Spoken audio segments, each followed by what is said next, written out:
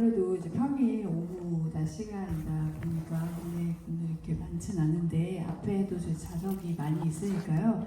가까이 편하게 이동하셔서 관객 감독님들과 직접적으로 대면하면서 눈 마주치면서 이야기 같이 나누면 좋을 것 같고, 일단 오늘 이제 단편의 5작품 상영을 했는데 그 중에 거짓말 알레르기 감독님, 그리고 러브킬스, 그리고 콘크리트의 불안 감독님 오셨어요. 그래서 차례로 인사를 드릴 건데, 일단 거짓말 알레르기 만드신 권수민 감독님부터 관객분들한테 인사 전해주시면 감사하겠습니다. 네, 안녕하세요. 거짓말 알레르기 만든 권수민입니다. 귀한 발걸음 해주셔서 감사합니다.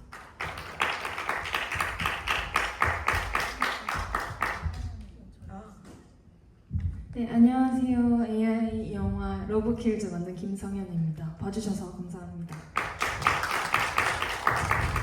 네, 안녕하세요. 저는 콘크리트의 불안을 만든 장윤미라고 합니다. 되게 오랜만에 학교에 왔는데 여전해서 되게 반가웠습니다. 네, 봐주셔서 감사합니다. 평일 낮 시간에 영화 보는 게 쉽지는 않을 텐데 와주셔서 진심으로 감사드리고, 제가 여는 질문들 몇 개 드릴게요. 저희 진행하는 중간에도 그 질문이나 뭐 감상평이나 자유롭게 하시고 싶은 이야기 있으시면 손 들어주시면 마이크 전달 드리도록 하겠습니다. 인원 많지 않으니까 편안하게 서로 이야기 진행하면 될 것 같아요. 이 영화의 위기 시대에 어쨌든 그 한예종이라고 하는 공간에서 어쨌든 이 공간 자체에 크게 의미부여를 한다기보다는 끊임없이 영화에 대해서 되게 실험적인 어떤 측면들을 두루 아우르면서 이제 영화를 만드는 창작자들의 산실인 이곳에서 이렇게 이야기를 나눌 수 있게 돼서 저도 되게 오랜만에 되게 신선하고 새롭기도 하고, 좀 어떤 이야기를 할까 막 이러저런 고민들을 하면서 좀 재밌었던 것 같은데, 되게 흥미롭게도 여기에 계신 분들이 영화과는 한 분도 안 계세요. 그래서 그 장윤미 감독님은 이제 다큐멘터리 전공이시고, 그리고 김성현 감독님은 그 영상이론과 전공이시고, 그리고 권수민 감독님은 멀티 영상과여서 되게 다양하게 어떻게 생각하면 AI 시대에 사실에 아주 가장 기반해 있는 다큐와, 그리고 가상이라고 하는 것에 그 영화 보셔서 아시겠지만 러브킬즈는 그렇잖아요. 가상, 완전 다 가상에 이 영역까지 아우르면서 좀 다양하게 이야기를 나눌 수 있겠다라는 생각이 듭니다. 이렇게 막상 얘기했지만 사실은 아주 진부하고 너무 지겨운 질문이 될 텐데요. 이 이야기 어떻게 어떤 모먼트에서 어떤 부분에서 어떻게 시작하셨는지 먼저 그 얘기 보여주시면 좋을 것 같습니다. 네, 옆에서부터 할까요? 저는 먼저 그 전에 사랑에 관련한 작품을 만들고 있었는데, 그 작품을 만들면서 사랑이 뭘지에 대해서 되게 많이 물어보고 다녔어요. 뭔가 제 안에서만 찾기에는 약간 좀 어려운 다양한 감정인 것 같아서.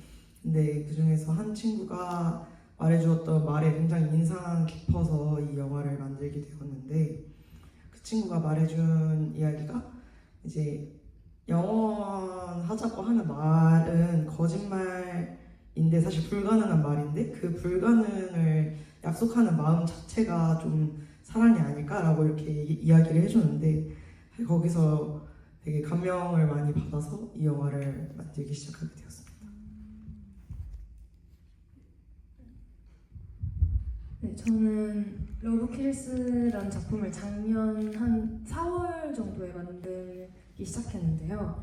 그때는 뭐 아시는 분은 아시겠지만 생성형 AI를 활용한 영상 기술이 지금처럼 엄청 막 잘 되지는 않았어요. 그래서 좀 한계가 있었고, 한계를 좀 타파하고자 멀티버스 형식을 써보자 라는 생각이 들어서 이렇게 좀 기획을 해보게 되었습니다.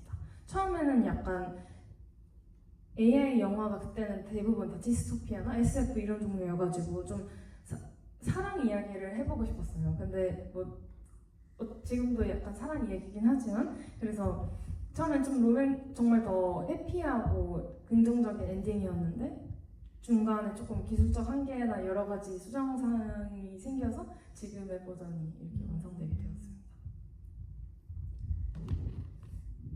네, 이 스카이 아파트를 제가 처음 알게 된 게 한 20년 전인데요. 그때도 이 아파트가 굉장히 위험한 건물이라서 주민들이 투쟁을 하고 있었어요. 제가 그때 인권단체에서 자원봉사를 하면서 이 현장에 갔었고 그때 이 아파트를 처음 알게 되었고요. 그리고 그로부터 한 10년이 더 지나서 우연히 기사를 보다가 이 스카이 아파트가 여전히 존재한다는 걸 알게 됐고 그때는 이상하게 사람보다는 이 아파트의 물질성에 좀 관심이 가더라고요. 그래서 이 아파트의 낡음 같은 것들로 한번 만들어 보고 싶다라는 것 플러스 것에 더해서 제가 어릴 때 이런 아파트에 살았어요. 지금은 다 초고층 아파트가 많지만 당시에는 이런 소규모 아파트 단지가 많았는데 그때의 기억도 떠올라서 이제 이런 영상과 글을 결합하는 다큐멘터리를 만들게 되었습니다. 네, 세 작품 다 이제 이야기나 형식이 각자의 특징들을 되게 고스란히 독특하게 사실 갖고 있어서 어떤 통일된 질문이라기보다 각각의 감독님들한테 제가 좀 궁금한 것들 여쭙고 싶은데요. 일단 거짓말 알레르기 같은 경우는 저는 영화 보면서 15분 지점에 거짓말을 하면 알러지 반응이 일어난다 라고 이제 시연한테 고백을 하잖아요.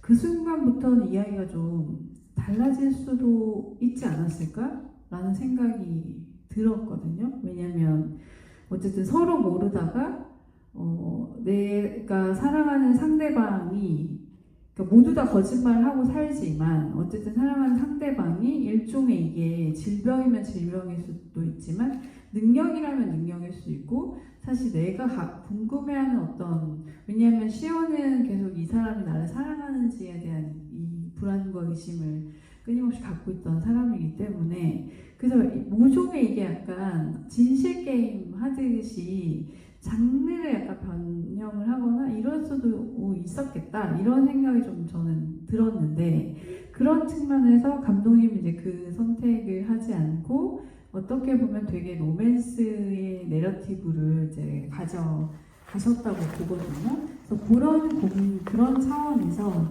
이야기를 만드실 때, 그러니까 이야기를 쓰실 때 어떤 지점을 가장 좀 크게 고민하셨고 마지막까지도 고민이 됐던 부분이 있다면 어떤 부분이었을지 궁금해요. 네.